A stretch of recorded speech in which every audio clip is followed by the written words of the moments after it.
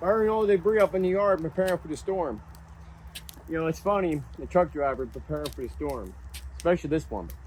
Because there's a time in this industry to where I was a storm, but not a storm what you're thinking to where I was a badass. I might have thought I was a badass, but I'm here to tell you I'm a stupid ass. If you're a trucker, listen to this. Because very few of us get to tell this story, and it's for your own good. I associate myself with called beating the clock.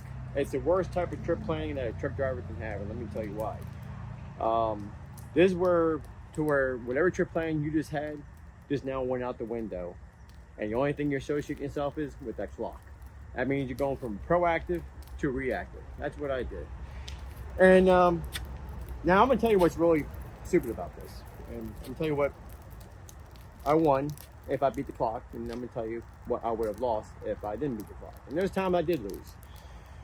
So if I was winning, the only thing I was winning was maybe $100 fine, $200 fine, or simply they were telling me reschedule. Now, let me tell you when I did lose. Now, when I did lose, it was that I lost $100, $200, or I had to reschedule, and yeah, it was a pain in the ass. But here's one thing I never associate myself with, and I want you to associate yourself with this, is I'm so fixated on beating that clock that I'm not associating myself with anything else. And I'm expecting everyone to do exactly what they're supposed to do. But this is trucking, and you know this is trucking, you know people do crazy things. So all it really took was that one person to do the one crazy thing that he should have done, and I probably would have been in an accident. And then the value of what I was gambling for, well, what I would have won, the value would never increase. But when I lose, it was an open market what I could have lost. Because if I was found guilty of an accident, especially if I was in a rush, now we're talking $100,000 to $100,000 career, $250,000 when I had my authority.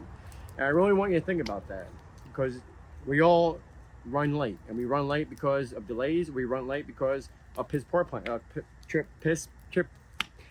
poor trip planning, and we have to get that right. You know, so if you are trying to beat that clock, don't beat the clock, because the only thing you are gambling, and there's nothing wrong with gambling. Just you have to accept the fact you're going to lose once in a while, and when you lose, it just not going to be that $100 or $200 or rescheduling an appointment. It may be the cost of your career, maybe the cost of someone's life. It's not worth it. So don't beat that clock, all right? You guys drive safe.